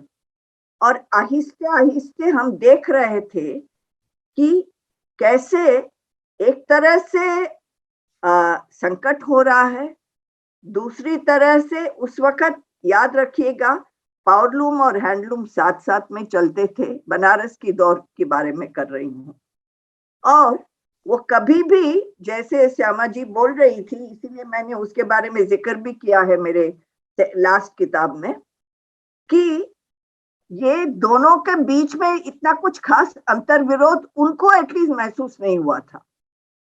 There was no contradiction amongst the weavers themselves between handlooms and powerlooms. मैं ये बनारस की स्थिति के बारे में, बनारस और पूर्वांचल के बारे में बात कर रही हूँ, क्योंकि लोगों को लगा कि दोनों एक दूसरे के एक तरह से पूरक हैं, they are complementary, क्योंकि उस वक्त कुछ ऐसे कानून में ये थे कि पावरलूम्स कुछ आइटम्स नहीं बना सकते हैं, सिर्फ हैंडलूम्स बना सकते हैं। लेकिन आहिस्ते आहिस्ते 90 के दशक में सब ये सब जब भी रिस्ट्रिक्शंस उठा दिए, then the whole process of handlooms खत्म होने की दौर शुरू हो गई थी। मैं ये कहना चाहती हूँ, अगर इसमें मैं ये भी कहना चाहूंगी, जो कोऑपरेटिव्स के बारे में श्यामा जी ने बताया था, मानती हूँ कोऑपरेटिव्स खास आंध्रा में मुझे मालूम है ज्यादा मजबूत रहे हैं, लेकिन एक तरह से बनारस में क्या हुआ, कोऑपरेटिव्स ने कुछ एक खास तबका उसके ऊपर हावी हो गए थे, तो बहुत फर्जी कोऑपरेटिव्स भी हुए, तो इसीलिए अभी बनारस के बुनकरों के साथ या उनके जो बुद्धिजीवियों के साथ अगर बात करेंगे, वो लोग कहेंगे कोऑपरेटिव्स के बारे में बात ही मत करिए, वो तो फर्जी था, क्योंकि उनकी अनुभव वही थी कि वो फर्जी था। लेकिन आहिस्ते आहिस्ते ये हुआ है, लोगों को लगा कि ठीक है, हमारा हथकरघा बंद हो रहा है, तो कम से कम हम लूम में जाके काम कर सकते हैं। तो ये जो रिश्ता था उसके बारे में मैंने थोड़ा सा जिक्र किया है, शायद रिपोर्ट में भी जिक्र किया है, कि ये दोनों के बीच में कि they did not see each other as enemies, as people who had to be, क्योंकि दोनों में, अच्छा पावरलूम्स अभी अगर सूरत के बारे में आप बात करें, सूरत के पावरलूम यूनिट्स के बारे में बात करें, उधर तो एक एक इसमें तो 200-300 लूम्स होते हैं, लेकिन यहाँ हमारे बनारस और पूर्वांचल में मैक्सिमम 4-5 लूम होते थे. So they were part of the विकेंद्रित जो इंडस्ट्री था, decentralised handloom units with operated with family labour, जो परिवार की लेबर से चलता था. और मेरे ख्याल से मऊ मुबारकपुर एरिया में वहां ज्यादातर औरतें लूम्स के ऊपर काम करती हैं. वो जाके वो पावर लूम्स चलाती हैं. तो ये स्थिति जो हुआ है, लेकिन अभी के हालत में जो हुआ है, अभी जो लेटेस्ट, एक तो मैं अभी कह रही हूँ कि Banaras is no longer the city of handlooms, it is the city of power looms, क्योंकि वो पावर लूम्स ही हावी हो गया है पूरा बनारस में. और सिर्फ वो नहीं, लेकिन जो अभी 2014 के बाद जो नीतियां सरकार ने ली है, उसमें खास ये छोटी छोटी डिसेंट्रलाइज्ड इंडस्ट्री, जो आर्टिसन के कारीगर की इंडस्ट्री थे, इट वाज बनारस क्या है, ये पूरा ये इट इज अ कारीगर बेस्ड इंडस्ट्री, आर्टिसानल इंडस्ट्री, जहां फैमिली लेबर से ऑपरेट करता था. आहिस्ते आहिस्ते ये नीतियों का एक उद्देश्य यही था कि पूरा डिसेंट्रलाइज्ड इंडस्ट्री को खत्म करना. वेदर इट इज पावरलूम्स और हैंडलूम्स तो गया, कुछ है अभी भी, कुछ लोग कुछ नीश मार्केट के लिए कर रहे हैं, लेकिन तो पहले आपका जो नोटबंदी हुआ उसका जो असर हुआ है, और उसके बाद जीएसटी का असर हुआ है, फिर आहिस्ते आहिस्ते अभी ये जो हुआ है, ये और एक धक्का था पूरा इंडस्ट्री को. तो इसीलिए मैं कहती हूँ कि अगर हमें कुछ कैसे मुहिम चलाएं, कैंपेन कैसे चलाएं, क्योंकि देखिए एक बात है, बनारस की जो इंडस्ट्री के बारे में बात कर रही हूँ, क्योंकि बाकी के बारे में है कुछ मालूमात, लेकिन खास इसकी खासियत क्या है, इसमें बहुत सारे लेयर्स है. द बनारस वीविंग इंडस्ट्री, चाहे वो पावरलूम्स हो या हैंडलूम्स हो, बहुत सारे लेयर्स है, और उसमें बहुत सारा एक दूसरे के ऊपर एक निर्भरता भी है. तो इसीलिए पहले बहुत सारे 50 के दशक में, उस समय कम्युनिस्ट पार्टी ने कोशिश किया था बुनकरों को संगठित करना. लेकिन बुनकरों को कैसे संगठित करते हैं, क्योंकि एक दूसरे के ऊपर, वो अपना गद्दीदार के ऊपर निर्भर है, गृहस्था के ऊपर निर्भर है. तो ये पूरा ऐसा लेयर है, इट्स अ लेयर्ड इंडस्ट्री. एक पुराने स्टाइल, वो मेडिवल टाइम्स में इंडस्ट्री होता था, वो गृहस्था उसको लोन भी देता था, और शायद विदाउट इंटरेस्ट लोन्स भी देता था.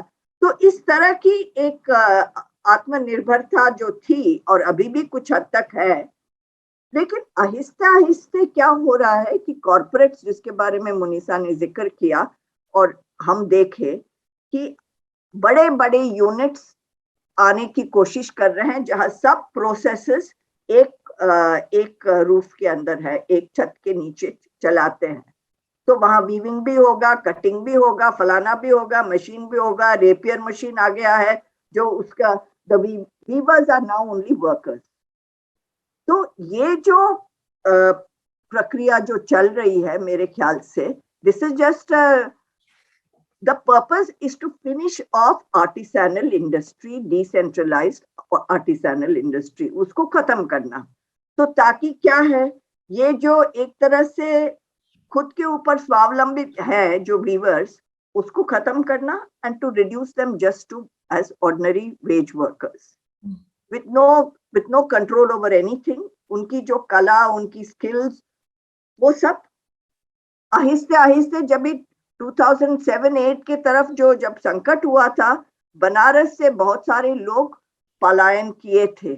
वो गए थे, सूरत भी गए, बेंगलोर में मदनपुरा की पूरी एक मदनपुरा वहां भी है बेंगलोर में, उसका नाम मैं 2 जगह है, तमन्ना या ऐसे ही कुछ है जगह, 2 जगह की नाम है, अभी मैं भूल रही हूँ।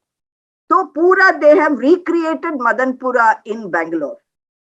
उसमें अपने स्कूल्स हैं, अपने मदरसा हैं, अपने ये हैं, मस्जिद है, और रेगुलरली वो लोग फोन पे बात करते हैं कि स्थिति कैसी हो रही है अभी बनारस में, तो हम लोग वापस आ सकते हैं कि नहीं। तो हमें इसकी जो स्ट्रक्चर है, इसकी संरचना जो है बनारस वीविंग इंडस्ट्री की, उसको हमको उसकी जो जटिलता है हमें समझना पड़ेगा, और उसको लेकर सबको लेकर हमको एक कैंपेन चलाने के लिए मैंने एक सुझाव दिया था, और शायद वो उसके बारे में जिक्र भी किए हैं हमारे रिपोर्ट में, कि हम लोग को पहले सबको लेकर, यू कैनॉट हैव ओनली मैंने जो मजदूर हैं उनको लेकर आप नहीं ऑर्गेनाइज कर सकते। आप सबको, इंडस्ट्री को लेकर एक लॉबी बनानी पड़ेगी। उसके लिए हम लोग खुद तैयार होना पड़ेगा हमें, मैंने those who are interested in this, और कैसे हम लोगों को एक साथ, और तो उसमें बहुत सारा काम होगा, क्योंकि एक दूसरे there are differences amongst people, हम कैसे आगे बढ़ेंगे।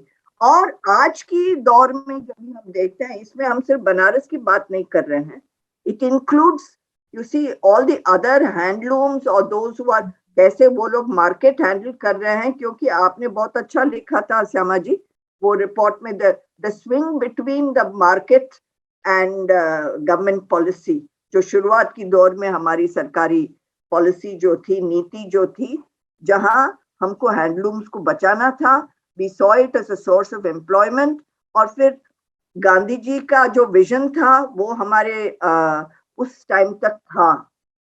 तो इसको अगर मैंने आज की दौर में जब भी हम देख रहे हैं हमारी जो आज की स्थिति है, इसको हमें इस सामने लाना है, इस इश्यू को, तो हमें खुद अपने बीच में बैठकर थोड़ा और समझ लेकर, और इंडस्ट्री के बहुत सारे लोगों को एक साथ लेकर थोड़ी सी बातचीत करनी पड़ेगी मेरे ख्याल से। ये इतना आसान नहीं है, लेकिन कर सकते हैं, और उसमें सबको लेकर ही चलना पड़ेगा। अलग अलग सेगमेंट को लेकर हम इस सरकार को हम उनके सामना नहीं कर सकते।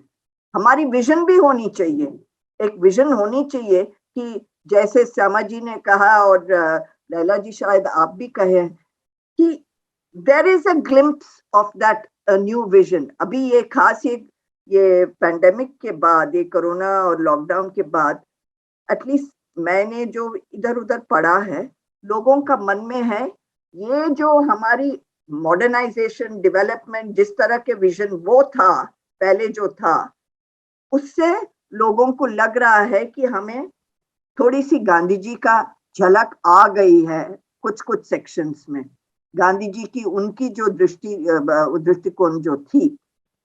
तो मैं नहीं कह रही हूँ ये बहुत आसान है, लेकिन अगर हमें ये हमारे में इच्छा शक्ति है, तो हमको इसको लेकर बहस करना पड़ेगा, और आहिस्ते आहिस्ते लोगों को एक कंसेंसस अपने बीच में डेवलप करना पड़ेगा, अपने बीच में समझ में। और एक एक नेचुरली थोड़े डिफरेंसेस होंगे एक एक इलाके में, एक एक सेक्शंस में, उसको किस तरह से, how do we integrate that into one vision.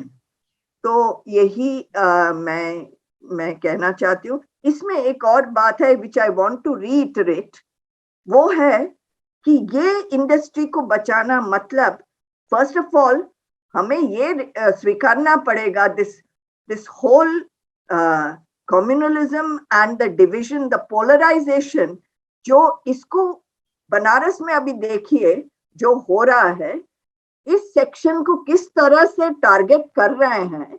कि अभी लेटेस्ट यही हुआ था कि 80 घाट में शायद लोगों ने बोला कि non Hindus cannot come into the Ghats, ऐसे ही कुछ मेरे ख्याल से मैंने पढ़ा मुनीसा, मुझे याद नहीं, बट ऐसे ही।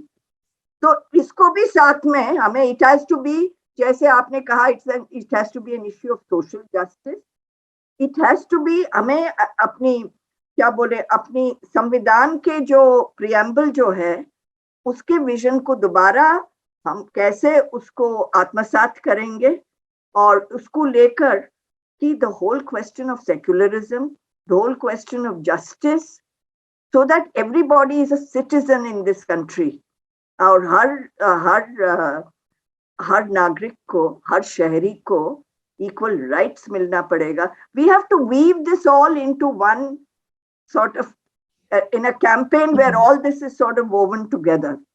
तो मैं यही कहना चाहूंगी, ज्यादा वक्त नहीं लेना चाहूंगी, और आप बहनों को और सबको मैं कह रही हूँ बहुत बहुत धन्यवाद कि आप लोग ने जो बोला, जैसे लैला जी ने बोला, हम तो बोलते रहेंगे, लेकिन आपकी कहानी जो है ना, वो एक तरह से ये सब एक गवाही है. This is all a witness, this is bearing witness, so that the next generation can learn the lessons so as to avoid this thing. तो मैं यही कहूंगी, और आप सबों को बहुत बहुत धन्यवाद. शुक्रिया वासंती जी, बहुत बहुत आपके बहुत ही अहम और बहुत ही पिन पॉइंटेड ऑब्जर्वेशंस थे जो ये इलाके, पूर्वांचल के इलाके से जुड़े हुए हैं, क्योंकि आपका काम खास जमीनी काम और जमीनी समझ वहीं से बनी है.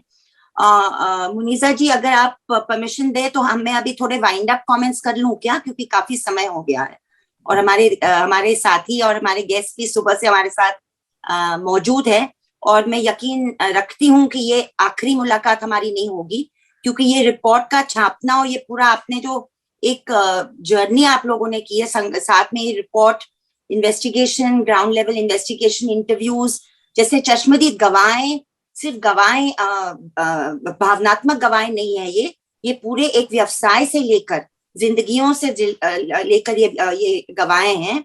और these detailed surveys and these detailed interviews form the heart and the soul of the analysis that has come out of this report. And I want to thank all, I mean, I've said Muniza many times, but I want to thank also the CJP Purvanchal team, Shama and Ankit and Mukadda, all the people who have done this, including the 17 other researchers. क्योंकि उनका नाम मैं ले भी नहीं पाई, मगर शायद लेना भी चाहिए, क्योंकि उन्होंने भी बहुत ही खतरे को लेकर, चाहे वो अनुपम हो, शमा बानो हो, राजू, मोहम्मद शरीफ, मुशर्रत हुसैन, संध्या सिंह, नीतू सिंह, शिरीन शबाना, छाया कुमारी, ज्योति गोंड, शाइस्ता परवीन, रुखसाना बेगम, फिरदौस बानो, फिरदौस अहमद, संजीदा सिद्दीकी, घनश्याम पटेल और राजेंद्र प्रसाद.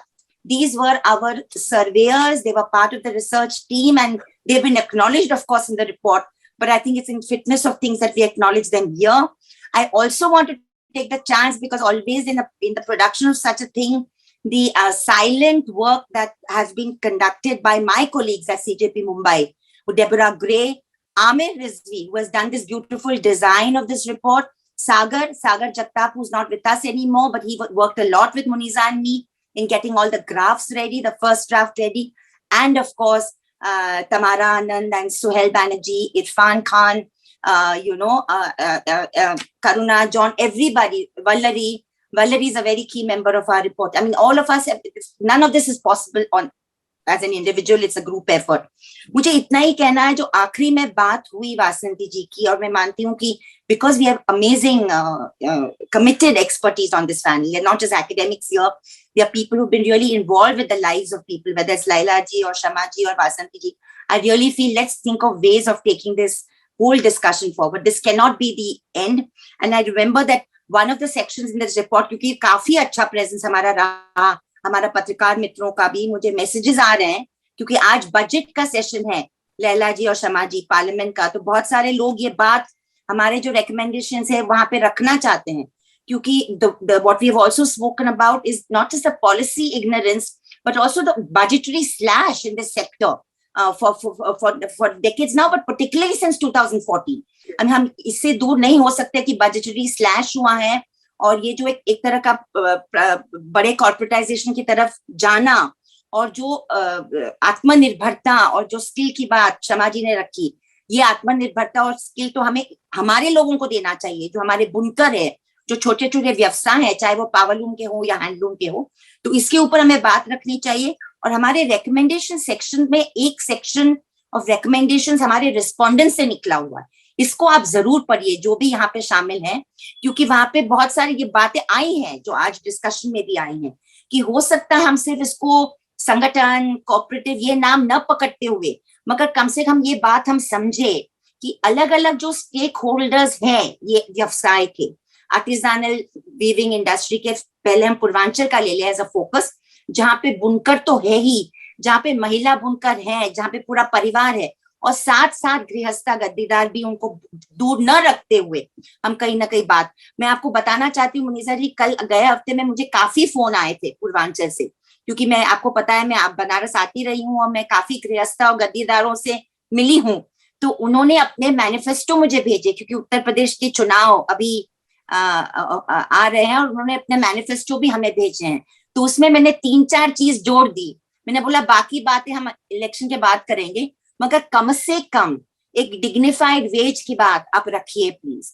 चाहे हम आपको कटघरे में नहीं खड़ा कर रहे हैं इंडिविजुअली, मगर आप ये व्यवसाय के जिम्मेदारान हैं, आप गृहस्था हैं, आप गद्दीदार हैं, आपने बिना इंटरेस्ट की लोन्स दिए हैं, कहीं ना कहीं लोगों की जिंदगियों संभालने की कोशिश की है, कितनी कोशिश नहीं की हमको इसमें जजमेंट में नहीं जाना है, मगर कम से कम आप डिग्निफाइड वेज की बात, जहाँ पे हमारे महिला बहन और हर बुनकर की जिंदगी की बात आप अपने मैनिफेस्टो में रखिए। तो ये करने वाले हैं, जैसे वो तैयार हो जाता है मैं आप सबसे शेयर करूंगी, क्योंकि काफी उसमें लंबी बातचीत हुई, बहस में नहीं कहूंगी। उन्होंने बोला वो तो बाद में रखी, मतलब बात की बात नहीं, आप do it as a declaration of intent कि आप ये चाहते हैं कि अपने व्यवसाय में डिग्निफाइड वेज हो।